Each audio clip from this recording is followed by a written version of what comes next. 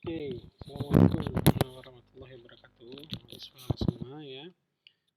Kali ini kita di pertemuan kedua ini materi kita adalah kita merujuk ke RPS. Kita belajar tentang perangkat keras atau hardware dan input device, perangkat masukan ya. Nanti pertemuan ketiga kita mempelajari tentang perangkat pemrosesan dan perangkat lunak. Oke ya, kita mulai ya.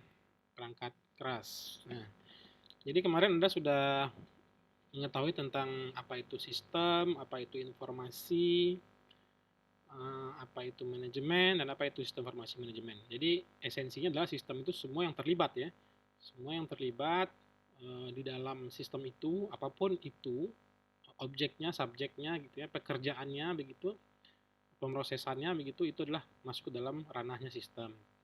Nah, informasi adalah hal yang bermanfaat begitu ya. Jadi data, jika kita tahu itu apa definisi data ya, data itu adalah fakta begitu ya. Tapi dia belum punya manfaat bagi kita. Nah, kita tahu data itu jika diproses dengan baik, maka dia akan memberikan informasi. Jadi memiliki makna ya, data menjadi bermakna dengan adanya suatu proses, maka kita kenal dengan istilah informasi. Nah, manajemen adalah cara ya, cara mengelola, menata atau mengatur atau mengontrol atau merencanakan begitu ya. Jadi bagaimana pengelolaan data-data tadi atau informasi-informasi tadi itu di dalam sebuah sistem. Jadi kita bicara sistem informasi manajemen adalah bagaimana kita mengelola data ya, data berupa apapun begitu atau informasi masuk ke dalam sistem kita sehingga nanti outputnya dia menjadi bermanfaat untuk kita bersama tentunya begitu ya. Nah, sekarang kalau kita bicara sistem informasi, kita tidak terlepas dari perangkat atau media untuk memproses informasi tersebut atau memproses data tersebut. Kita bisa memproses data secara manual, tapi tentu butuh waktu yang lama begitu kan. Nah, makanya kita perlu mengetahui sistem komputer secara umum lah. Apa sih eh, sistem komputer, bagaimana komputer itu dipergunakan untuk mengolah data ya menjadi informasi yang bermanfaat. Apa-apa saja perangkat yang terlibat di sana begitu ya. Nah, pertama kita lihat definisi komputer. Komputer adalah penggabungan alat elektronik yang bekerja sama dengan terkoordinasi oleh kontrol program.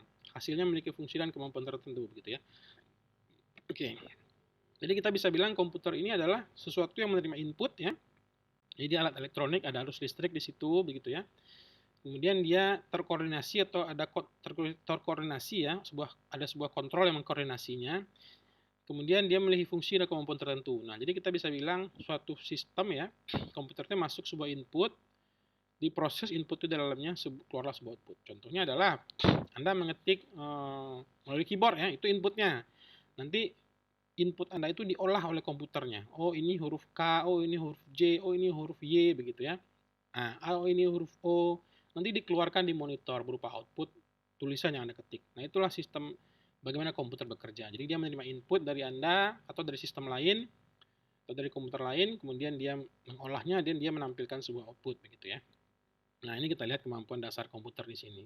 Jadi ada kemampuan untuk menerima data yang saya bilang tadi. Jadi keyboard salah satunya yang Anda ketik, kemudian mengolah keyboard sinyal-sinyal ya atau ton-ton yang Anda pencet di keyboard itu akan diolah oleh komputer menjadi output berupa informasi ya.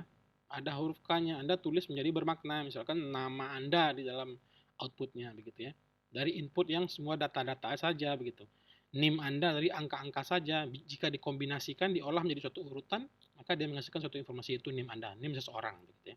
Tapi kalau angka mandiri, dia tidak punya informasi. Begitu. Nah, itulah kurang lebih kemampuan atau pengertian komputer. Nah, kita lihat sekarang perangkat-perangkat komputer ya. Jadi ini kita lihat adalah sebuah komputer di sini. Kalau Anda sudah, tentu Anda sudah sangat familiar dengan komputer ya.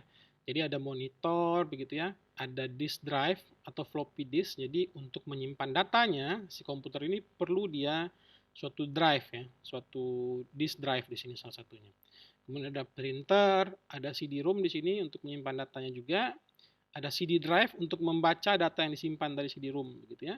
Ada keyboard di sini untuk menerima input Anda, ada mouse untuk meng-track atau mengikuti ya jalur pergerakan jari Anda atau mouse-nya sendiri di dalam suatu output berupa pointer nanti di dalam layar monitor Anda. Kemudian ada modem untuk mengolah atau mengubah jaringan telepon menjadi jaringan internet gitu ya. Nah, ada speaker sebagai output juga nanti untuk mengeluarkan suara, ada memori juga nanti untuk memproses prosesannya. Jadi lebih menyimpan data secara sementara lah gunanya memori ini. Nah, ini yang lebih spesifik nih. Kita lihat di sini ya. Jadi ada power supply. Power supply ini untuk penyedia data. Jadi kalau Anda lihat ini semua adalah eh, ini ya namanya ya, casing komputer lah kita sebutnya, atau rumahnya begitu ya. Nah, di dalam rumah ini ada yang mensuplai listrik ya. Kalau kita lihat rumah kita ada sumber listriknya, inilah power supply disamakan sumber listrik. Kemudian ada CD-ROM atau DVD drive atau CD drive. Nah, ini tempat membaca atau menulis data-data yang akan disimpan dalam kepingan CD ya. Jadi Anda mungkin ingat, sekarang saya tidak tahu Anda apakah tahu dengan CD-ROM atau tidak, tapi sekarang kita lebih familiar dengan flash disk istilahnya ya, atau SD card atau MMC gitu ya. Itu adalah sebuah memori permanen begitu ya. Jadi dia dapat menyimpan data di situ walaupun tidak di arus listrik. Nah, begitu juga dengan CD. CD itu dapat menyimpan data atau menuliskan data tanpa dialiri arus listrik. Nah, kemudian ada mikroprosesor fan di sini ya. Jadi dia gunanya untuk mendinginkan prosesor. Nah, ini mikroprosesor ya. Jadi semua kalkulasi perhitungan yang dilakukan oleh komputer itu dilakukan di mikroprosesor ini. Nah, kemudian sebelum data itu dikirim ke mikroprosesor, nah data itu lalui dulu di RAM, disimpan dulu di RAM. Jadi data itu disimpan dulu di RAM, baru nanti dikirimkan ke mikroprosesor untuk diolah. Jadi mikroprosesor gunanya untuk mengontrol ya, melakukan pengolahan data begitu. Nah, kemudian ada video card. Video card ini untuk khusus mengolah video ya. Jadi kalau kita bicara mikroprosesor ini bisa mengolah semua. Tapi tentu kalau kita bicara video, tentu ini pengolahannya lebih kompleks lagi. Karena video ini sudah banyak gambar gitu ya, ada suara juga, kemudian ukurannya juga besar begitu ya. Anda pasti tahu semua video mana ada yang ukurannya kecil begitu ya. Nah, itu perlu dia kartu sendiri ya. Kartu grafis sendiri namanya atau video card. Nah, untuk khusus suara juga ada kartunya sendiri, itu sound card namanya. Nah, semua perangkat-perangkat ini, mikroprosesor, RAM, video card, sound card gitu ya. Ini juga ada hard disk sebagai penyimpanan data permanen ya. Jadi kalau mati lampu seperti ini sama dengan flash disk Anda atau MMC, tapi dia kapasitasnya lebih besar begitu. Nah, semua perangkat-perangkat ini ditempelkan di dalam lantai lah kita sebut begitu ya, atau lantai rumahnya yang dinamakan dengan motherboard. Jadi motherboard inilah tempat dipasangkan semua perangkat ini. Nah, motherboard ini di sini ada jalur-jalur nanti atau kita bisa bilang jalan-jalan begitu ya untuk mengirimkan data-data dari hard disk ya tentunya ke dalam RAM nanti ya. RAM kemudian dikirimkan ke prosesor untuk diolah. Setelah selesai dari prosesor untuk diolah dikirimkan ke output input ya. Misalnya monitor Anda begitu untuk ditampilkan hasilnya, tulisan Anda berupa NIM tadi gitu ya. Nah, itu kurang lebih perangkat keras yang ada. Nah, ini beberapa jenis perangkat komputer ya, komputer secara umum begitu. Ini namanya mainframe nih. Jadi kita bicara komputer, kita bicara pengolahan data begitu ya. Pengolahan data dalam jumlah yang bisa kecil atau bisa sangat besar sekali begitu ya. Jadi kalau kita bicara jumlah penghitungan pengolahan data dengan jumlah yang sangat besar, maka kita bicaranya adalah ranahnya mainframe atau komputer server lah begitu ya, atau mainframe. Jadi di sini ada komputernya kapasitasnya besar, kemudian hard disknya kapasitasnya sangat besar, RAM-nya kapasitasnya sangat besar sekali gitu ya. Dan di sini nyaris tidak ada monitornya. Nah, bisa dibilang seperti itu. Jadi Anda kalau mau mengatur atau menyeting gitu ya komputer mainframe itu Anda perlu pergi ke komputernya ini sebesar lemari kamar Anda ya kurang lebih. Nah, Anda perlu memasangkan laptop Anda di sini agar nanti Anda bisa mengelola bagaimana hard disknya bekerja, bagaimana RAM-nya bekerja, bagaimana prosesornya bekerja, bagaimana alokasinya. Nah, ini Anda atur di sini nanti. Jadi guna mainframe itu dia mengolah data yang sangat besar. Contohnya apa, Pak? Contohnya data Facebook ya. Anda bisa bayangkan pengguna Facebook di seluruh dunia, bagaimana fotonya disimpan. Nggak mungkin foto sistem Facebook itu disimpan dalam hard disk laptop Anda. Nggak mungkin sekali kan. Makanya mereka punya komputer yang sangat banyak, satu gedung isinya mainframe semua. Itu baru satu gedung, baru satu daerah. Mungkin kita bisa bilang di Singapura. Mereka juga punya mainframe lagi, gedung-gedung lagi. Di Cina, di Eropa, di Amerika, di Hong Kong ya, di di Argentina gitu. Mereka punya banyak tersebar di seluruh dunia. Nah, itu gunanya untuk menyimpan data-data yang sangat banyak tadi dan untuk diolah juga tentunya begitu ya. Karena jumlah datanya sangat besar gitu ya. Nah, semakin kecil jumlah data yang akan diolah, semakin kecil juga perangkatnya. Contohnya laptop. Nah, jadi Anda bisa mengolah ya ukuran 500 giga begitu ya, masih bisa di laptop Anda disimpan. Data-data yang ringan gitu ya, buka Excel masih bisa di komputer Anda begitu ya. Membuka game-game yang agak berat-berat sedikit masih bisa di komputer Anda gitu ya. Seperti GTA, grafisnya lumayan bagus kalau di laptop kalau kartu grafis Anda mendukung gitu ya. Nah, ini spesifikasinya ya. Nah, jadi ini spesifikasinya. Jadi semakin ke bawah, semakin kecil komputernya, maka semakin kecil kemampuannya untuk memproses data tersebut gitu ya. Jadi semakin besar dia komputernya dalam analogi ya. Jadi belum tentu juga ya, tapi pada dunia nyata sekarang itu semakin besar komputer harusnya semakin besar kemampuannya untuk memproses data. Tapi semakin kecil komputer maka dia semakin kecil juga kemampuannya untuk memproses data begitu ya. Nah, itulah perangkat-perangkat komputer. Jadi kita kenal namanya mainframe, ada personal komputer ya, ada laptop, ada netbook ya, ada smartphone dan ada tablet gitu ya. Nah, semakin kecil ada komputer dari semakin besar sampai semakin kecil tentunya. Nah, komputer-komputer ini dia punya perangkat keras ya atau hardware kita bisa sebut istilahnya dengan hardware. Nah, dia hardware ini ada apa saja begitu ya. Dia ada input device ya atau perangkat masukan seperti keyboard. Nanti kita lihat proses ya, perangkat pemrosesan. Jadi seperti RAM, kemudian prosesor itu perangkat pemrosesan. Kemudian ada perangkat output seperti speaker Anda, monitor Anda itu perangkat output. Kemudian perangkat penyimpanan seperti hard disk, flash disk begitu ya, perangkat penyimpanan permanen. Dan perangkat tambahan seperti video card tadi ya, video card yang untuk mengolah video dan sound card yang untuk mengolah suara. Nah, itu perangkat tambahannya. Nah, ini contoh-contoh input perangkat masukan ya. Jadi nanti Anda bisa klasifikasikan mana saja yang merupakan perangkat input. Jadi ada keyboard, dia menerima input dari Anda ya. Anda ketikkan nanti diproses dulu. Bakal keluar informasi oh bisa nama Anda nanti di monitor, bisa NIM Anda nanti, bisa tugas kuliah yang diberikan oleh dosen. Kemudian mouse, dia merupakan input juga ya. Anda bisa klik kiri, klik kanan untuk copy nanti untuk paste begitu ya. Bisa memilih mengarahkan mouse Anda ke folder-folder tertentu begitu ya. Kemudian scanner, dia juga membaca suatu dokumen inputannya. Jadi dokumen berupa gambar yang menjadi inputannya. Begitu juga dengan kamera ya, dia inputannya adalah berupa lensanya ya, capture dari lensanya itu adalah inputannya. Begitu juga dengan mic, suara Anda ya, suara Anda yang menjadi inputan dari mic tersebut. Nanti akan diolah di komputer tentunya begitu ya. Jadi ini semua adalah perangkat input yang esensinya atau dasarnya adalah dia menerima input dari mana saja begitu ya. Jadi dia menerima input dari mana saja. Nah, dalam konteks ini lebih banyaknya dari luar sistem komputer ya. Jadi kita bicaranya dari luar sistem komputer. Nah, ini beberapa ya contohnya, ada keyboard, mouse, trackpad, touchscreen, light pen, joystick, game gitu ya, barcode, digitizer, scanner, sensor, dan voice recognizer. Nah, sekarang kita bicara perangkat pemrosesan. Oke. Tadi kita sudah bicara perangkat input, apapun perangkat yang menerima input kita bisa kategorikan dia sebagai perangkat input. Sekarang kita bicara perangkat pemrosesan. Yang pertama adalah CPU ya, Central Processing Unit, atau lebih dikenal dengan nama prosesor ya.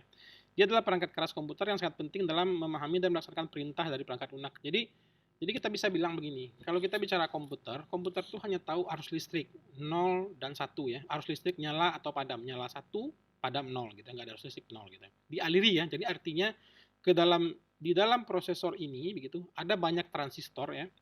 Ada ribuan transistor. Nah, ribuan transistor itu dialiri arus listrik. Nah, jika dia dialiri arus listrik, maka dia akan menerima 1, jika tidak, maka dia akan menerima 0 secara bersamaan begitu.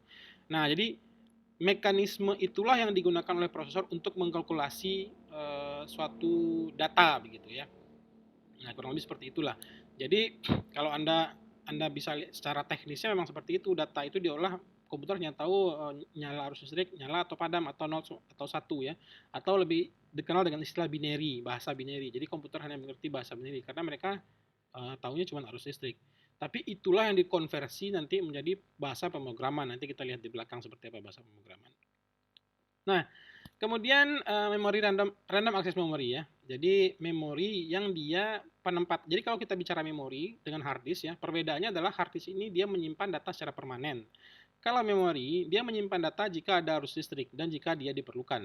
Jadi kalau kita lihat definisinya di sini, memori merupakan media penyimpanan data. Sementara pada komputer ya, memori bertugas dalam jangka pendek atau sekedar transit data dan menyimpan data sehingga komputer tidak perlu selalu akses langsung ke hard disk dalam mencari, mengolah, maka dari itu besarnya RAM menentukan dan membantu kecepatan komputer.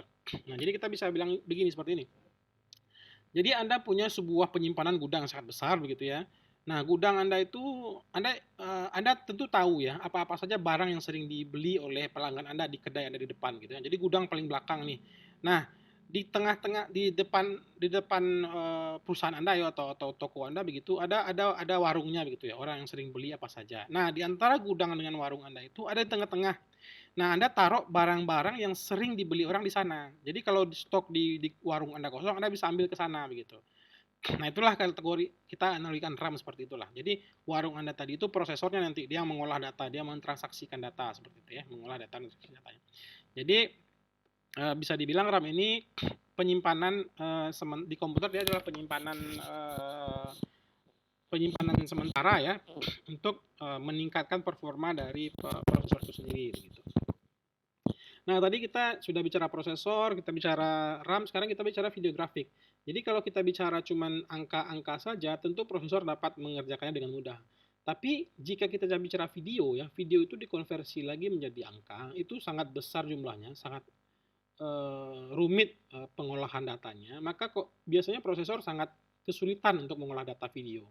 Makanya dibantu dengan namanya video card. Jadi video card ini kalau kita lihat definisinya di sini merupakan kartu ekspansi dalam menciptakan dan menampilkan tampilan layar monitor. Pada saat sekarang ini motherboard biasanya sudah tersedia VGA onboard ya, sehingga tidak diperlukan lagi VGA card. Namun untuk memiliki kualitas yang lebih baik juga menghubungkan ke beberapa layar monitor tentu perlu ditambahkan VGA card yang bisa sesuaikan dengan kebutuhan. Jadi intinya adalah VGA ini akan mengolah video grafis. Jadi contoh paling gampangnya adalah begini.